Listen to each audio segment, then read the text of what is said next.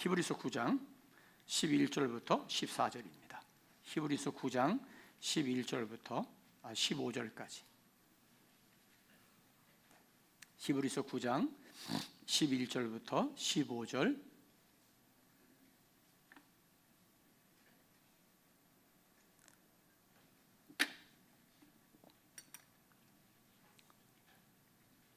자, 우리 함께 봉독하시겠습니다. 시작. 그리스도께서는 장래 좋은 일의 대제사장으로 오사 곧 이 창조에 속하지 아니한 더 크고 온전한 장막으로 말미암아 염소와 송아지의 피로 하지 아니하고 오직 자기의 피로 영원한 속죄를 이루사 단번에 성소에 들어가셨느니라. 염소와 황소의 피와 및 암송아지의 죄를 부정한 자에게 뿌려 그 육체를 정결하게 하여 거룩하게 하거든 하물며 영원하신 성령으로 말미암아 흠없는 자기를 하나님께 드린 그리스도의 피가 어찌 너희 양심을 죽은 행실에서 깨끗하게 하고 살아계신 하나님을 섬기게 하지 못하겠느냐. 이로 말미암아 그는 새 언약의 중보자시니 이는 첫 언약 때에 범한 죄에서 속량하려고 죽으사 부르심을 입은 자로 하여금 영원한 기업의 약속을 얻게 하려 하심이라. 자, 여기 연필 좀 꺼내셔서 체크 좀 하겠습니다. 자, 14절. 그리스도의 피, 거기에 동그라미를 쳐주세요. 그리스도의 피가. 그 다음에 죽은 행실에서 깨끗하게 하고 거기에 밑줄을 쳐주세요. 깨끗하게 하고 그리스도의 피가 깨끗하게. 그 다음에 하나님을 섬기게 하지 못하겠느냐? 섬기게. 거기다 밑줄을 쳐주세요. 그리스도의 피가 깨끗하게 하고 섬기게 합니다. 그 다음에 15절로 가서 영원한 기업의 약속, 영원한 기업의 약속, 거기에 밑줄을 쳐주시기 바랍니다. 자, 그리고 저를 주목하시죠. 지난주일까지 십자가를 경험하라 하는 주제로 말씀을 드렸어요. 크럭스를 말씀드렸고, 크럭스, 우리의 문제가 어디냐, 문제의 핵심이 뭐냐. 그것은 우리 안에 십자가를 상실한 데서부터 문제가 되었다. 십자가를 잃어버렸다. 우리는 십자가를 말하지만 십자가를 잃어버렸다 하는 문제를 이렇게 파악해서 계속 거기에 대해서 말씀을 드렸고요. 그리고 나서 이제는 십자가를 경험하자. 십자가를 경험하는 것은 하나님께서 우리를 부르실 때 나를 따라오라고 부르셨고, 주님을 따른다고 하는 말의 의미가 뭐냐? 나를 부인하고 십자가 지고 주님과 함께하는 것이다. 주님을 따르면 어디로 가냐? 주님을 따르면 요한계시록 14장 보니까 어린 양과 함께 시온산에 서게 된다. 거기를 향해 우리가 가는 것이 십자가의 삶을 사는 거다.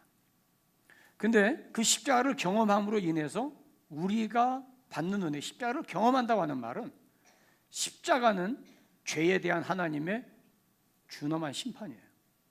그러니까 십자가는 죄에 대한 죽음이에요. 그러면 내가 쓰레기 더미에서 건져 올려진, 죽음에서 살려주신 하나님의 그 은혜로 말미암아 나는 이미 십자가의 죽은 몸이라는 것을 기억해야 된다. 나는 이미 죽었다. 지금 내가 살아있는 것은 하나님의 은혜로 살아있는 것이지 이미 나는 죽은 목숨이다. 그 다음에 십자가는 뭐냐? 나를 살리시는 거다. 십자가는 나를 다시 살리시는 거다. 그 다음에 십자가는 나를 살리사 어떻게 하자는 거냐? 십자가는 나를 살려서 지금까지 나를 살았던 것을 예수로 살게 하려는 데 목적이 있다. 십자가를 경험한다는 것은 그거예요. 그래서 우리의 삶의 변화를 끊임없이 말씀을 드렸어요. 제가 이 십자가를 경험하자는 말씀을 드리면서 4주 동안은 5주 동안은 우리 죄인의 처참한 모습에 대해서 강조를 했어요. 아마 여러분들이 들으면서 우울했을지 몰라요. 나는 괜찮다고 생각했는데 설교 들을 때마다 너무 내가 형편없는 사람이 되어지고, 나를 세상에 교회 가서 이렇게 내가 망가지고 내가 이렇게 처참한 죄인이 되고, 그래서 어떤 의미에서는 교회 가서 힘을 얻어야 되는데 너무 내가 비참해진다, 혹시 그런 생각이 들지 모르겠어요. 더 비참하게 하지 못하는 저의 한계에 제가 안타까움을 느껴요. 그래서 비참해져야 그것만큼 십자가 앞에서 하나님의 은혜를 감사하게 되어져요. 완전히 나는 정말 쓸모없는 쓰레기 같은 존재라는 걸 우리가 뼈저리게 느껴야 돼요. 그래야 십자가의 은혜가 얼마나 위대한가를 알게 되어져요. 아멘입니까? 그리고 나서 이제 이번 주부터 2달 동안 그럼 어떻게 십자가의 삶을 살 거냐, 십자가의 삶에 대한 말씀을 드리려고 합니다. 사도행전 8장에 재미있는 사건이 나와요. 사도행전 8장을 나중에 집에 가서 읽어보시고, 사도행전 8장에 보면 스데반 집사가 집사가 아니죠. 우리 자꾸 이제 7집사 그러는데 사도행전에 집사라는 단어가 안 나와요. 다만 사도 외에 평신도 리더입니다. 지도자들을 뽑았는데 그 7명 가운데 스데반이 사울이라고 하는 이 사악한 청년의 지휘하에서 군중들이 스데반에게 돌을 던져서 돌에 맞아 죽어요. 그러니까 스데반이 돌에 맞아 죽고 나니까 사람들이 이 핍박, 이 환란을 피해서 도망가겠죠? 당연히 도망가야죠. 살아야 되니까. 그래서 예루살렘을 떠나서 주변 도시로 흩어졌어요. 그 가운데 평신도 지도자 가운데 빌립이라고 하는 사람이 사마리아로 내려갑니다. 사마리아로 가서 거기서 복음을 전해요. 이 빌립은 아주 전도에 탁월한 은사라고 하기는 좀 그렇고 하여튼 전도에 대한 열정이 있어요.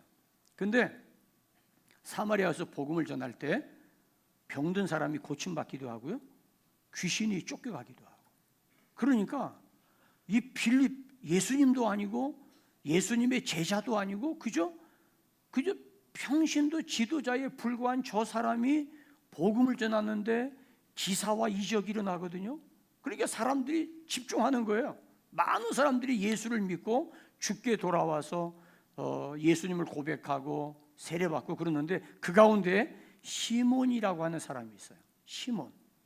이 시몬, 우리가 이제 시몬이라고 그러면 미국 사람은 몰라요. 사이몬이라고 해야 돼.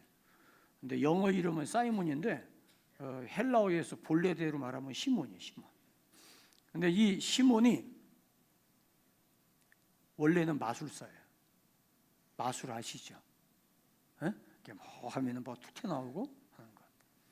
근데 이 시몬이 빌립을 보니까 병든 사람이 일어나고요, 귀신이 쫓겨가고요. 저 사람 나보다 한 수 위예요, 시몬이. 그래서 예수 믿으면 저렇게 되는가 보다. 그래가지고 시몬이 예수 믿기로 다짐했어요. 그리고 예수님을 고백하고 빌립이 시몬을 보니까 이 사람 믿음이 있어요. 예수님 믿냐니까 믿는데요. 그래서 빌립이 시몬에게 세례를 주었어요. 예루살렘 교회에 소문이 들렸습니다. 사마리아가 예수님을 영접했다는 말을 들었어요. 그럴 리가. 세상에 사마리아가 예수 믿었어? 그래서 예루살렘 교회가 베드로와 요한을 파견을 했어요. 가서 한번 좀 알아보고 오세요. 그래서 베드로와 요한이 가서 이 사마리아에 가서 딱 조사를 해보니까 예수 믿어요. 근데 예수는 믿는데 아직 그들에게 성령이 없어요. 그래서 그들을 모아놓고 기도하고 안수를 하니까 성령이 그들에게 임하는데 방언을 하고 사람들이 막 변화가 생기는 거예요. 이거를 시몬이 봤어요. 빌립은 귀신이 쫓겨나고 병든이가 없어지는데 베드로는 와서 안수를 하니까 사람들이 막 이상한 말을 해요. 야, 이 사람은 또 한 수 더 위네. 그래가지고 조용한 시간에 베드로에게 이야기를 했어요. 돈을 주면서, 이거 돈 주고 사는 건 줄 알고 돈을 주면서 내게도 당신처럼 할 수 있는 능력을 좀 주세요. 그러면 나도 가서 사람들에게 안수해서 방언을 하고 그러면 좋겠습니다. 얼마나 하고 싶었으면, 그죠? 얼마나 하고 싶었으면. 그때 베드로가 네 사모하는 마음이 참 기특하다. 그래, 줄게. 그랬어요? 그랬다면 내가 이 말을 안 하죠. 베드로가 8장에서 뭐라고 말씀했냐면 우리식으로 이야기합니다. 우리식으로, 그냥 한국식으로. 야, 이 싸가지 없는 놈아, 너 이게 돈 주고 사는 건 줄 알아? 이게 돈으로 살 줄 아니? 너는 이 도하고는 상관도 없어. 너는 복음하고는 너 상관없는 사람이야. 네가 하나님 앞에 회개하고 너의 사악함을 회개해. 그러면서 베드로가 무슨 말을 했냐면, 내가 보니 네 안에 불의와 악독이 가득하도다. 자, 보세요. 제가 말하려고 하는 건 이거예요. 빌립이 볼 때는 그가 믿음이 있었어요. 많은 사람도 그가 믿음이 있는 사람이라고 생각했어요. 복음에 대한 열정이 있었고 세례까지 받았어요. 그런데 베드로가 볼 때 그는 복음을 믿었다고 했지만 복음과 상관없는 사람이었어요. 그 속에 악독과 불의가 가득하다고 했어요. 무슨 이야기예요? 나는 예수 믿는다고 생각했어요. 근데 여전히 내 안에 불의를 좋아하고 악독이 가득하다면 복음과 상관없는 사람이에요. 1889년에 영국에서 태어난, 노팅엄에서 태어난 아더 핑크라고 하는 영국 유명한 청교도 목회자가 있어요. 그분이 쓴 책이 지금 우리나라에 번역이 돼요. 여러분들이 금년 가을에 그분의 책을 꼭 한번 읽어보세요. 제가 커피숍에 이야기해서 이 책을 좀 사서 커피숍에 갖다 놓도록 할 테니까 커피숍에서 구입하세요. 이분이 쓴 책은 구원신앙에 대한 연구입니다. 근데 우리나라에 번역된 건 구원신앙이라는 제목으로 번역이 되었어요. 이 아더 핑크 목사님이 미국으로 건너가서 무디 성경학교에서 공부를 하고 그리고 영국으로 돌아와서 복음을 전하는데, 당시에 영국이 청교도 혁명이 일어나고 난 뒤에 영국 교회는 복음을 상실하기 시작하고 있었어요. 그래서 조지 휘필드를 비롯해서 당대의 청교도 목회자들이 아주 날선 복음을 외쳤어요. 값싼 복음, 예수 믿으면 누구든지 구원받는다고 하는 이런 거짓말 같은 이야기에 듣지 마라. 예수 믿으면, 한 번 예수 믿으면 영원한 구원이라고 하는 이야기 듣지 마라. 이것이 오늘 교회를 어지럽혔다. 그래서 이 아더 핑크가 챕터 1 첫 페이지 첫 글에서 이런 글을 씁니다. 구원받기 위해서는 자기 자신이 하나님 앞에서 죄인이라는 사실을 깨달아야 합니다. 그리고 자신의 죄 문제를 해결하기 위하여 죄를 용서해 주실 수 있는 분으로 예수 그리스도를 구주로 받아들여야 합니다. 뿐만 아니라 그분 안에서 새로운 피조물이 되어 반드시 변화의 삶을 살아야 합니다. 이 세 가지 조건이 성경이 증거하는 구원에 이르는 믿음의 핵심 진리입니다. 이것이 아더 핑크가 구원신앙의 책 첫 페이지에서 챕터 1에서 강력하게 선포하고 있어요. 저는 이 아더 핑크의 이 책을 읽으면서 지금 이 메시지가 한국교회에 필요합니다. 아니, 오늘 이 시간 저와 여러분의 가슴으로 뜨겁게 이 말씀을 받아야 돼요. 내가 예수를 믿었다면 내 죄 문제를 해결하기 위해서 예수 그리스도를 구주로 받아들일 뿐 아니라 새로운 피조물로서 우리의 삶에 변화된 삶을 살아야 한다는 사실. 변화된 삶을 살아야 하는, 변화된 삶을 살아가지는 것이 아니라 내가 이제는 변화된 삶을 살도록 도전하셔야 돼요.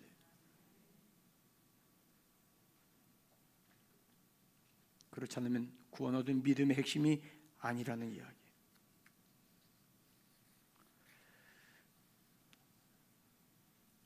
십자가를 경험하지 않으면 안 됩니다. 그리고 십자가의 삶을 살지 않으면 안 됩니다. 성경은 구약과 신약의 곳곳에서 하나님의 백성으로서의 삶은 거룩함을 추구하는 삶이 되어야 한다는 점을 강조하고 있어요. 그것은 십자가의 삶을 살아가는 것이에요. 나와 세상은 간 것 없고 나는 날마다 죽노라 선언했던 사도 바울처럼 우리는 그리스도 안에서 새롭게 살아야 돼. 자꾸 우리에게 이런 이야기에 당신의 사랑받기 위해 태어난 사람, 맞는 말, 틀린 말은 아닙니다. 그러나 그 말만 붙들면 우리의 신앙생활은 방종하게 되어집니다. 값싼 복음으로 내 영혼이 마비되지 않기를 주님의 이름으로 축원합니다. 날마다 나는 죽노라. 이유는요, 내 안에서 끊임없이 죄성이 살아나고 있기 때문이에요. 끊임없이. 여러분 보세요. 우리 농사 짓는 사람들이 밭을 사고 농사를 짓기 위해서 밭에 가보니까 잡초가 너무 많아요. 잡초를 걷어내고 보니까 씨를 뿌릴 수가 없어요. 돌멩이가 너무 많아서. 거기다 씨 뿌릴 농부는 없죠. 그러면 돌을 골라냅니다. 다 골라서 참 뜨거운 떼약볕에 그냥 허리가 휘도록 돌을 다 골라서 한쪽에다가 돌을 쌓아놓고 이제 내일 이제 씨 뿌려야지. 그렇습니다. 그 다음날 아침에 가보니까 돌멩이가 또 있어요. 내가 어제 분명히 골라냈는데 돌이 또 있는 거예요. 그래서 그럼 또 골라내야지. 또 돌을 골랐어요. 다 골라가지고 그냥 소쿠리에다 갖다 버리고 또 버리고 해서 이제는 됐구나. 그래서 집에 갔어요. 그 다음날 아침에 와보니까 돌이 또 있어. 아니 어떤 놈이 돌을 갖다 던져놔. 이게 왜 자꾸 돌이, 어제 분명히 다 건져냈는데 돌이 왜 또 있는 거야. 그래서 돌을 또 골라냅니다. 하루 이틀 3일 일주일 내내 가면 갈수록 돌멩이가 있는 거예요. 왜 그렇습니까? 처음에 갔을 때는 큰 돌이 보이는 거예요. 그래서 큰 돌을 골라냈어요. 그래서 돌이 없다고 생각했어요. 그 다음날 가보니까 큰 돌은 없는데 그보다 이제는 작은 돌이 제일 큰 돌이 된 거예요. 어제는 제일 큰 돌을 골라냈는데 오늘 가서 보니까 큰 돌은 저쪽에 버린 게 분명한데 그 돌보다 작은 돌이 오늘은 제일 큰 돌이 된 거예요. 그 돌을 골라냈어요. 그 다음날 또 작은 돌이 또 있는 거예요. 여러분, 이게 우리의 신앙생활이에요. 내가 예수 믿고 나서 나의 죄성을 고백하고 주여 나는 죄인입니다 고백을 했지만 은혜 받고 다시 십자가 앞에 가보니까 여전히 내 안에 죄성이 남아있는 거예요. 내가 죄인인 거예요. 그래서 그 죄를 또 주님 앞에 나아갑니다. 그래서 이 죄를 주님 앞에 고하고 그 죄 앞 십자가 앞에서 주여 나 같은 죄인 주여 나를 긍휼히 여기소서, 주여 내게 은혜 주시옵소서. 그리고 이 은혜 받고 신앙생활 하면서 가다 또다시 십자가 앞에 가보니까 내 안에 또 죄성이 있어요. 여러분, 신앙생활 하면 할수록 다른 게 내게 죄성이 되는 게 아니라 신앙생활을 하면 할수록 깊어지면 깊어질수록 그 다음에 내 마음의 생각이 주에 거슬려요.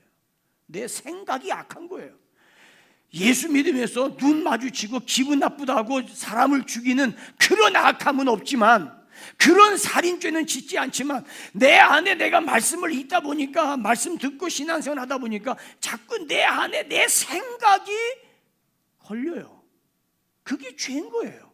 그거를 발견하는 거예요. 그러니까 사도 바울이 나는 날마다 죽노라라고 말했던 이유가 그거예요.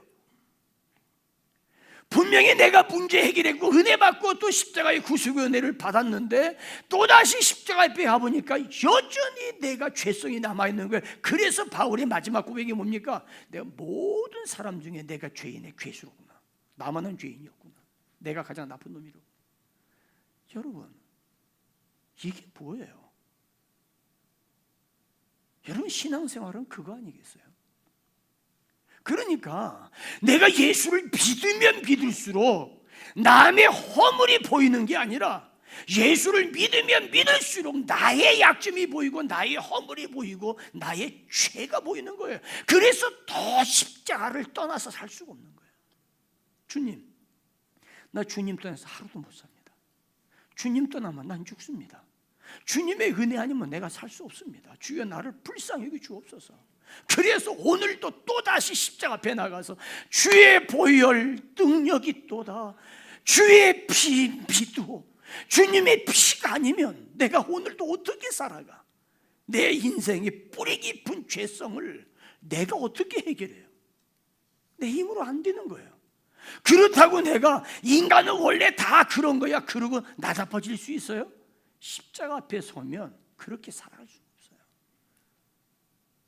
그래서 십자가의 삶은 끊임없는 거룩을 추구하게 되어져 있어요. 끊임없는 거룩을 추구합니다.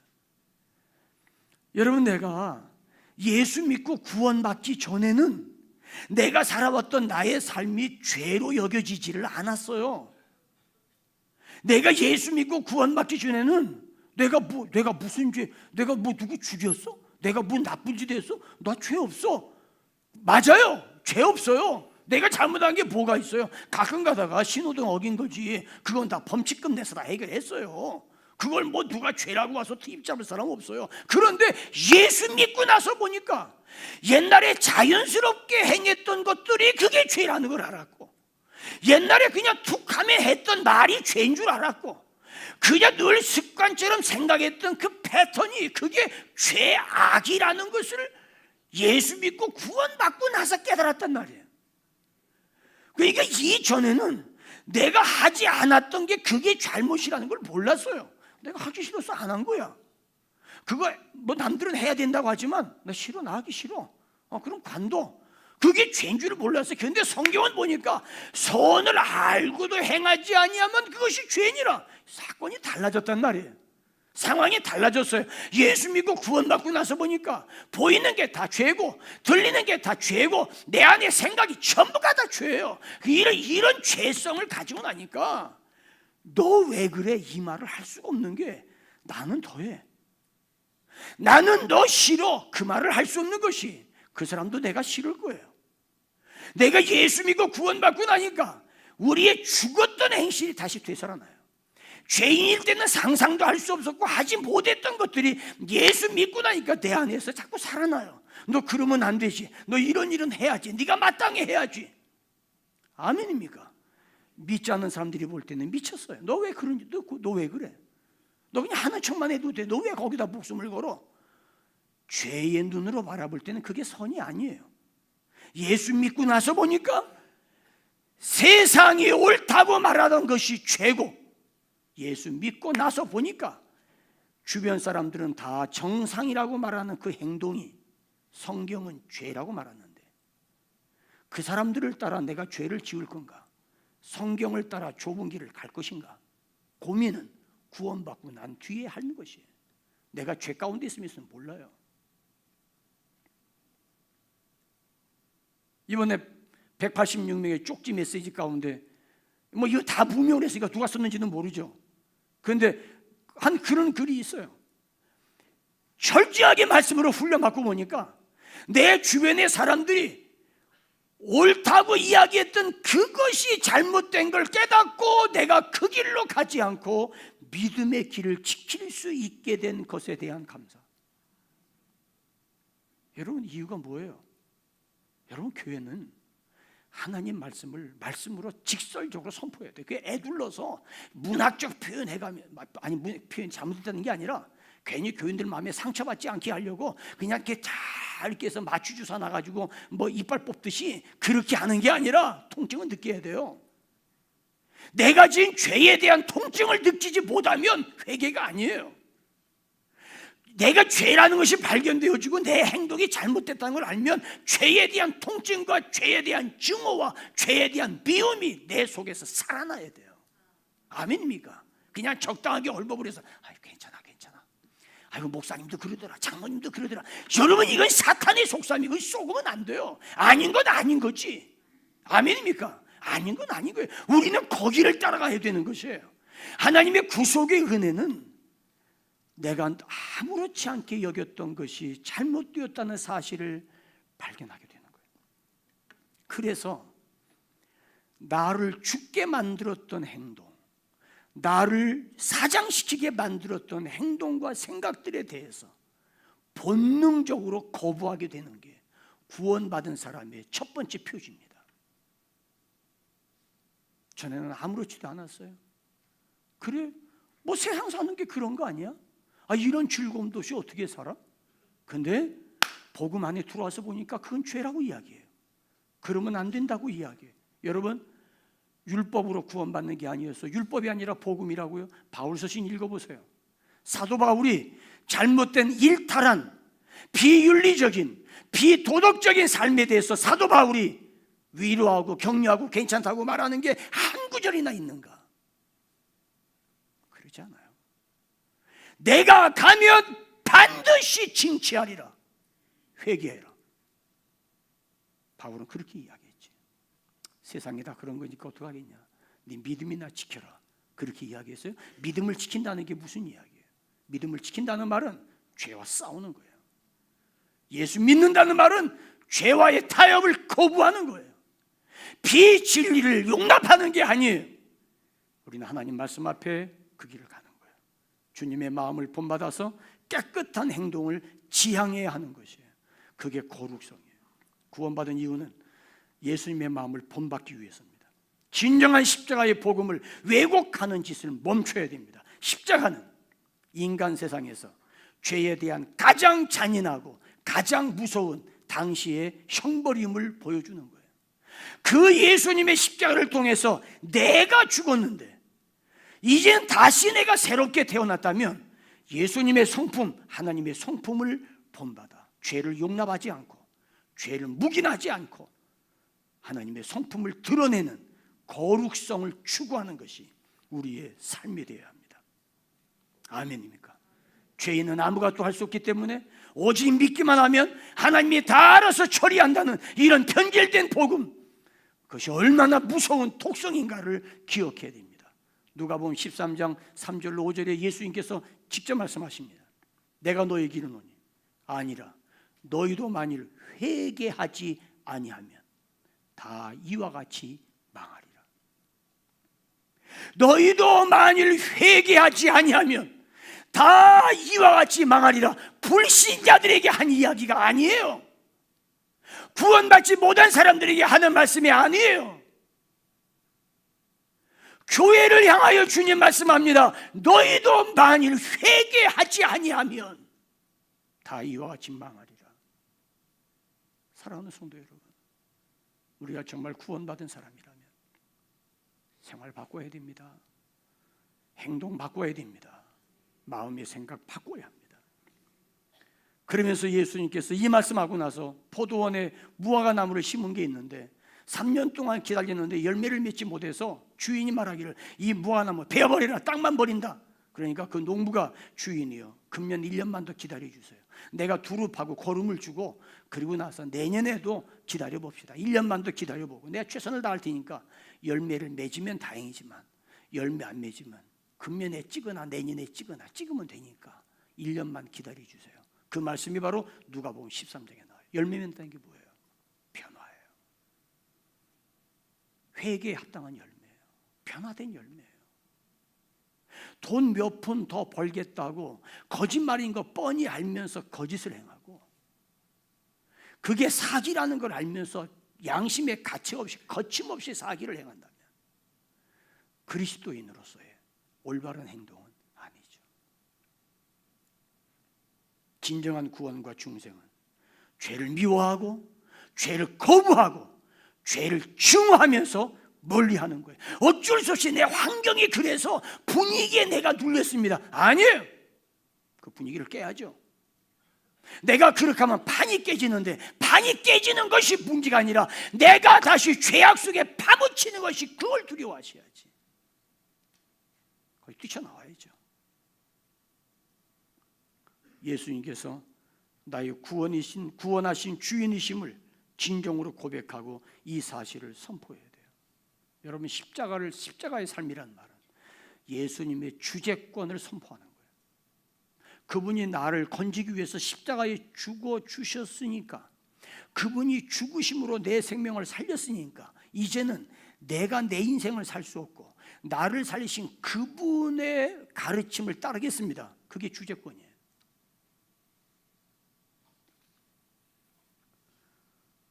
우리 한번 사도행전 5장 31절 우리 한번 같이 찾아보시죠. 사도행전 5장 31절.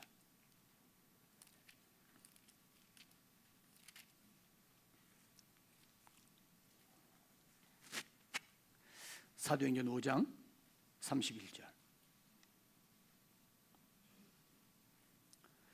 같이 봅니다. 시작. 이스라엘에게 회개함과 죄사함을 주시려고 그를 오른손으로 높이사 임금과 구주로 삼으셨느니라. 임금과 구주로 삼으셨느냐. 무슨 얘기예요? 우리의 통치자예요. 나를 회개함과 죄사함을 주시려고 그를 오른손으로 높이사 임금과 구주로 삼으셨느니라. 여러분 보세요. 우리의 신앙 사기치면 안 됩니다. 무슨 얘기예요?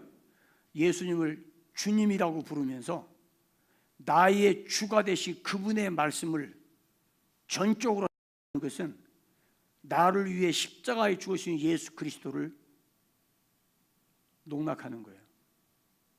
명예를 더럽히는 거예요. 내가 예수는 믿고 주님께서 나를 위해 죽어주신 건 믿지만, 그러나 내가 사는 동안에야 어떻게 그렇게 하겠습니까? 사랑하는 여러분, 주님이 나의 왕이시라면 내 이성으로 이해가 안 되고 내가 그대로 하기에는 너무 꺼리끼고 그대로 살기는 내가 너무 힘들다 하더라도 그분의 말씀이라면 순종해야죠.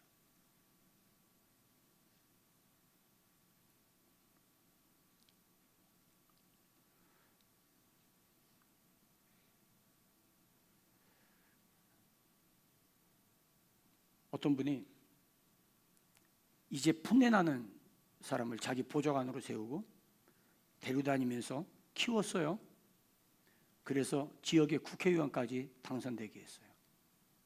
그리고 나서 이 사람이 이제 승승장구해서 너무 그 사람이 키워주니까 그래서 꽤 대표할 만한 자리까지 올라갔어요. 그런데 자기를 키워준 사람의 의도와 그가 원하는 철학대로 하지 않으니까 어떻게 하죠? 내쳤죠. 누구 얘기하는지 아시죠? 하물며 나를 쓰레기 더미에서 건져 올려 주셨는데 쓰레기 더미에서 건져 올려 주었더니 명품인 척하면 되겠어요?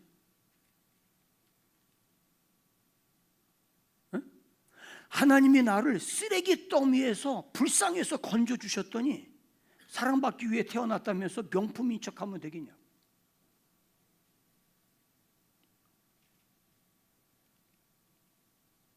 이게 우리의 사악함이에요. 이게 우리의 사악함이에요.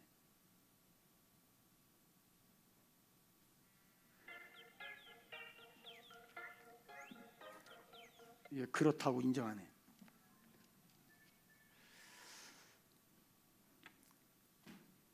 이 시간에 잠깐 기도하겠습니다. 주여, 내가 예수 믿는 건 분명히 맞는데, 내가 구원받은 건 분명히 맞는데, 주님, 맞습니다.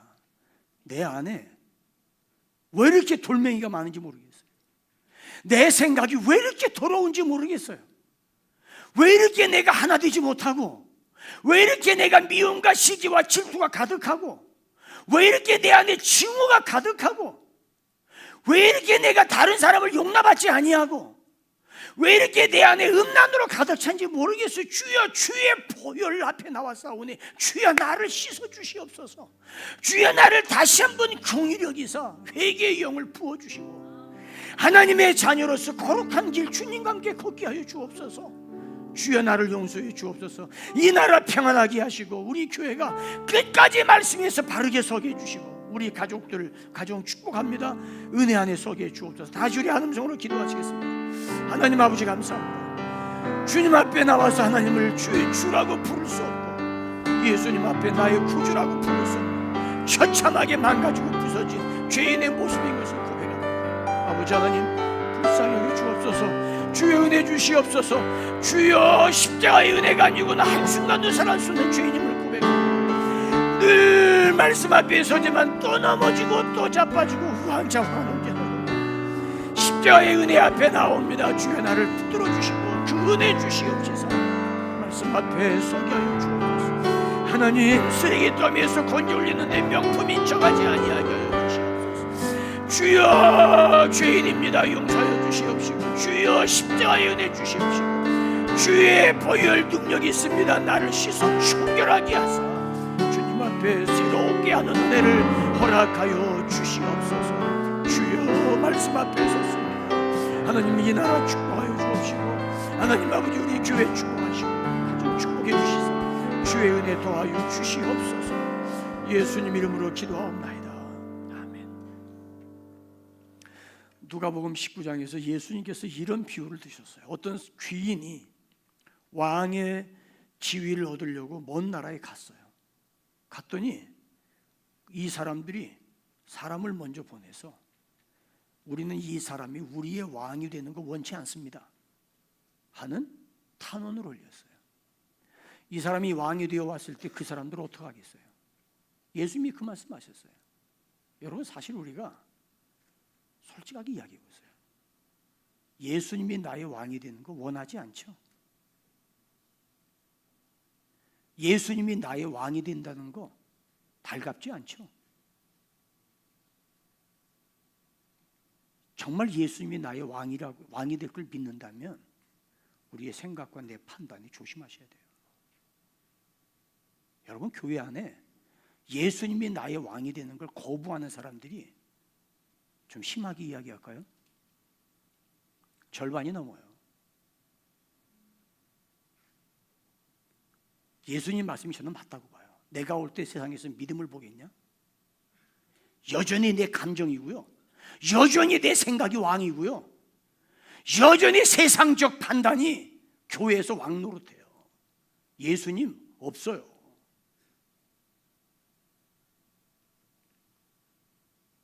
여러분은 어떠세요? 성경에 그런 건 알겠는데 그렇게 살면 이 세상에 못 살아요. 그런 생각 혹시 갖지 않으세요? 히브리서 5장 9절에 자기에게 순종하는 모든 자에게 영원한 구원의 근원이 되신다고 말씀했어요. 자기에게 순종하는 모든 자에게 영원한 구원의 근원이 되신다고요. 어떤 자에게? 순종하는 자에게. 그렇다면 여러분, 내 알량한 지식 내려놓으세요. 하나 되세요. 서로 받아주세요. 내 안에 뿌리 깊은 죄성, 그거 주님 앞에, 십자가 앞에서 빨리 해결하지 않으면 구원받았다는 말은 그 구원을 이루기 위한 과정 속에서 성령으로 시작했다가 육체로 마치는 또 한 사람이 될 수 있다는 것을 기억하기 바랍니다. 진정한 구원은 예수 그리스도를 나의 구주로 믿는 것인데, 그분이 나의 구주심을 믿는다면 그분이 왕이에요. 주님의 말씀 앞에 이유 없어요. 복종하세요. 여러분, 교회에서 무슨 할 말이 그렇게 많아요? 따질 게 뭐가 그렇게 많아요? 우리 다 똑같은 사람, 도토리 기재기예요. 우리 다 저나 여러분이나 쓰레기 더미에서 건져 올린 폐품에 불과한데 명품인 척 할 거 없어요. 겸손하세요. 아니, 겸손할 것도 없어요. 겸손할 건덕지가 있어요. 겸손하게. 겸손이라고 하는 거는 남들로부터 높임받고 존중받을 만한 사람이 자기의 특권과 권리를 포기하는 게 겸손인데, 쓰레기 더미에서 건져 올린 존재에 무슨 높임받을 게 뭐가 있어요? 속에 다 더러운 죄악으로 가득 찼는데. 그렇잖아요. 교회 좀 오래 다녔다고요? 오래 다녔으면 그만큼 변화돼야 되잖아요. 근데 예수 오래 믿는 사람들이 더 교만하고요, 고집이 더 세고요, 예수 좀 오래 믿었다는 사람들이 사실은 더 악한 거 아니에요?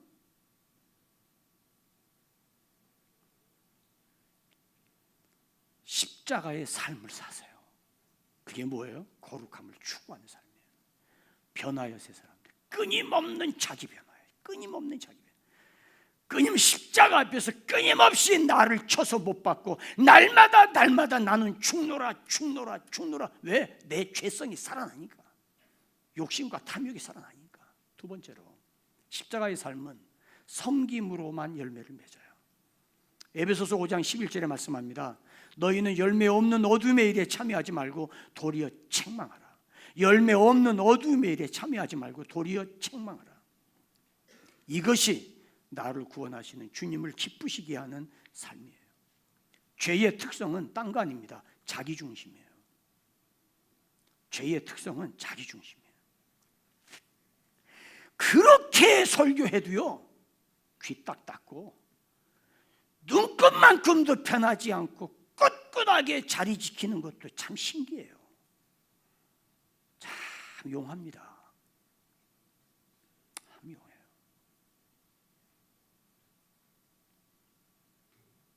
저는 제가 배운 게 없어서 여러분들 마음에 상처받지 않게 이렇게 잘 쓰다듬어서 설교하지를 못해요.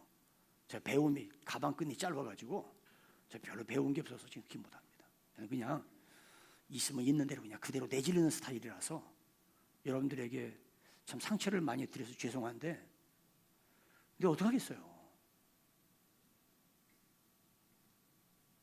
수술하려면 째야지. 째야죠. 아니, 째지 않고 어떻게 수술해요?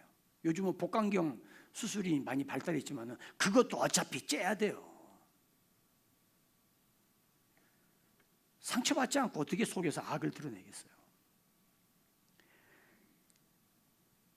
자기중심적이어서 남을 도무지 배려하지 않고 다른 사람을 인정하려 들지 않고 내 생각이 항상 옳고 내 정서가 기준이고 내가 왕이 되어서 내가 판단하고 내가 지적하고 내가 공격하고 내가 선을 그어버렸어요. 남을 어떻게 배려해요? 남을 어떻게 받아줘요? 그렇잖아요. 받아줘야죠. 용납해야죠. 내 마음을 열고 받아들여야죠. 우리 다 똑같은 사람인데. 십자가의 길, 섬김이 열매입니다. 설령 섬김이 있다 하더라도 그게 자기 유익을 위한 위선된 섬김이라고 하면 그건 유사 섬김이죠. 그건 진짜가 아니에요. 예수님은 섬기려고 오셨고 우리를 섬김의 자리로 인도하세요. 내가 온 것은 섬김을 받으려 함이 아니에요. 도리어 섬기려 하고, 그 섬김에 대한 내용이 뭐냐? 많은 사람의 대속물로 자기 몸을 주려 하십니다. 무슨 얘기예요? 하나님이 이 땅에 오셨어요. 섬기려 오셨어요. 누구를요? 죄인을요.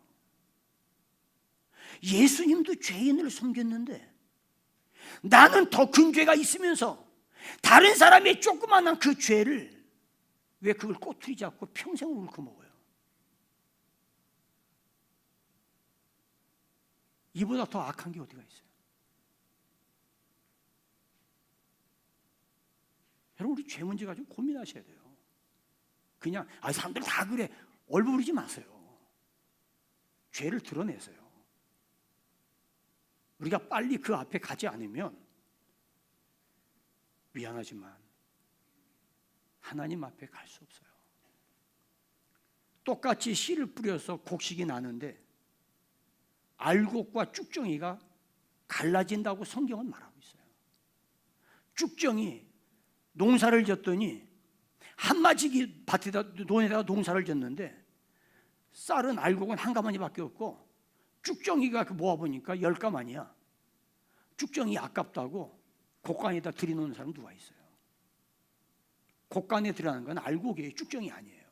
시편 1편에 뭐라고 그랬어요? 악인은 의인의 회중에 들지 못한다고 그랬어요. 내 안에 불의와 악독이 가득 차가지고 내가 예수 믿는 척 했다고 해서 천국 갈 거라고 생각하지 마세요. 여러분, 예수 믿는 거는요, 그게 교회 다니는 거하고 달라요. 단순한 게 아니에요. 예수 믿는다는 건 고통스러운 거예요. 예수님 말씀하기를 좁은 길로 가는 거예요. 그 길로 가다가 깨질 수도 있고요, 찢어질 수도 있고요, 외로움 당할 수도 있고, 구박받을 수도 있고, 환난과 핍박 받을 수도 있어요. 결코 주님의 뒤를 따르는 것은 내가 십자가 지지 않고는 갈 수 없는 편안한 길이 아니라고요. 이거 잊으면 안 돼요. 섬김이라는 말은 왕에 대한 절대 복종이에요. 절대 복종이에요. 섬김에는 보상을 기대하는 게 아니에요.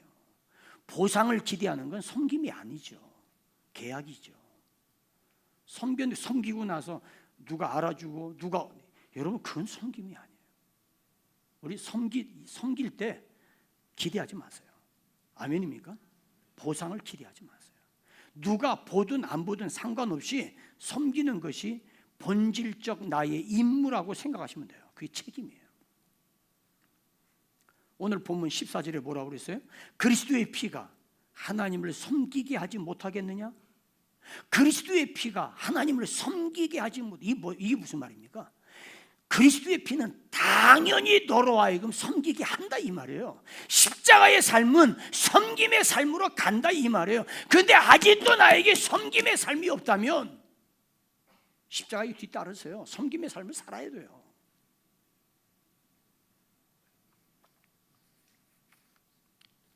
누가 알아주든 알아주지 않든 내가 좋아하든 싫어하든 상관없어요. 나를 사랑하시고 구원하신 하나님의 은혜 앞에서 우리는 그분을 섬기는 것뿐이에요. 내 안에 온갖 심술이 가득하고 내 마음속에 미움으로 가득하고 내 생각이 삐뚤어져 있고 감사하지 못한 채 형제를 미워하고 하나님께 마음을 드리지 못하고 시몬의 마음처럼 불의와 악독이 가득해서 이간질하고 남 잘되는 꼴을 못 보고, 여러분 그러면서 내가 하나님의 자녀라는 말을 감히 할 수 있겠어요? 십자가 앞에 가세요. 무릎 꿇으세요. 십자가의 삶을 사세요. 주의 보혈 능력이 있도다. 그의 피 믿어. 아멘입니까? 우리는 날마다 주일마다 주님 앞에 나와서 나의 죄성을 발견해야 돼요. 아더 핑크가 참 그런 말을 했어요. 목회자들이 주일날 설교할 때 교인들에게 달콤한 이야기 하지 마라. 교인들은 주일날 교회 와서 예배드리면서 자신 속에 숨어있는 죄를 발견하고 이 죄를 십자가 앞에 통회하고 자복하도록 하는 게 교회에서 주일마다 해야 될 목회자의 임무다. 제가 그 말 듣고요, 얼마나 제가 가슴이 뜨끔했는지 몰라요. 내가 모르고 살았어 일주일 동안. 근데 주일날 예배드리면서 내 속에 숨어있는 죄성이 있구나 발견했으면 그걸 끄집어내서 주님 앞에 내어놓고 십자가 앞에 나아가서 주여 긍휼히 여겨 주옵소서 은혜를 구하는 게 그게 목회자가 할 일이라는 거예요. 아멘입니까? 여러분 우리 교회가 제가 말씀드린 것처럼 오란시도 아니고 포도주스도 아니라 우리 교회는 맛없는 색깔 없는 순수한 깊은 산속 골짜기 옹달샘 되기를 원해요. 순수한 물, 아무것도 섞이지 아니한 오리지널 순수한 물 되기를 원해요. 누가 찾아와요? 목마른 사람이 그 물에 오는 거예요. 투박한 옹기거리처럼 소박하지만 우리 교회 내놓을 만한 거 아무것도 없잖아요. 뭐 자랑할 만한 게 뭐가 있어요?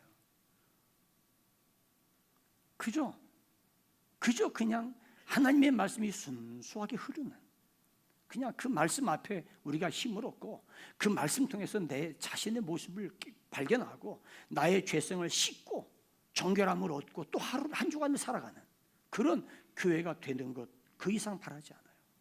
섬김은 하나님의 속성이에요. 십자가의 은총 입은 사람이라면 제멋대로 살아갈 수 없음을 알아요.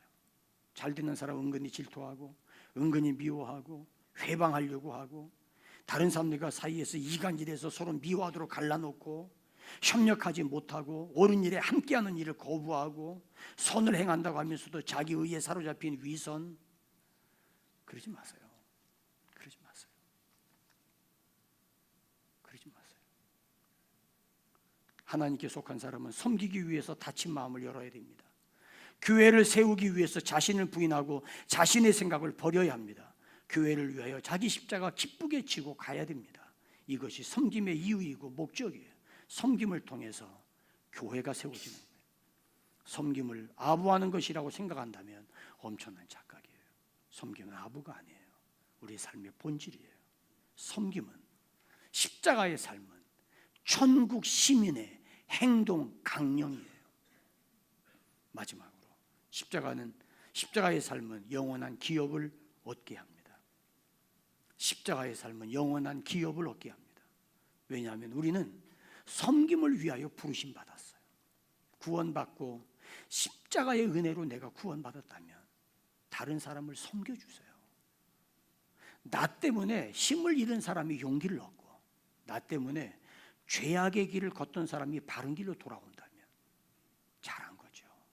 그렇죠? 그렇게 살아야죠. 그러셔야 돼요. 힘들어도 마음에 처음에 내키지 않더라도 해보세요. 하고 나면 기쁨이 있어요. 한번 해보세요. 한번 그냥 죽었다 생각. 아이고 그래 목사님 하도 그러니까 아이고 나 죽었어. 그래 협력할게. 한 번만 해보세요. 그 안에 기쁨이 있어요. 해보세요. 고집 부리지 말고 해보려니까. 자, 옆 사람 보고 인사합니다. 일단 해보고 봅시다.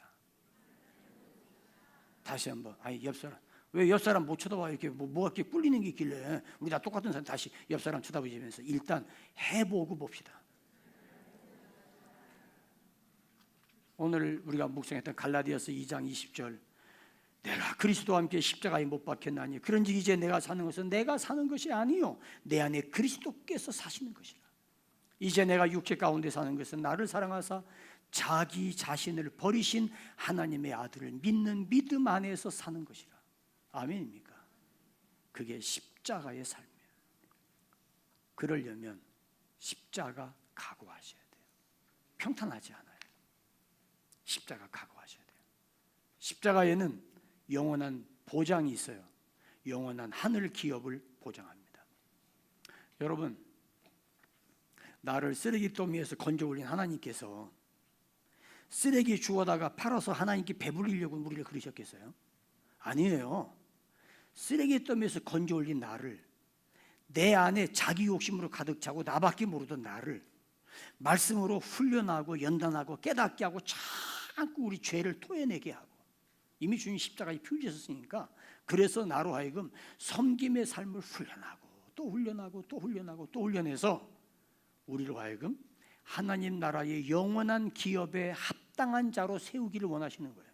이 십자가의 삶의 마지막 결론 도달점은 어린 양과 함께 시온산에 서는 거예요.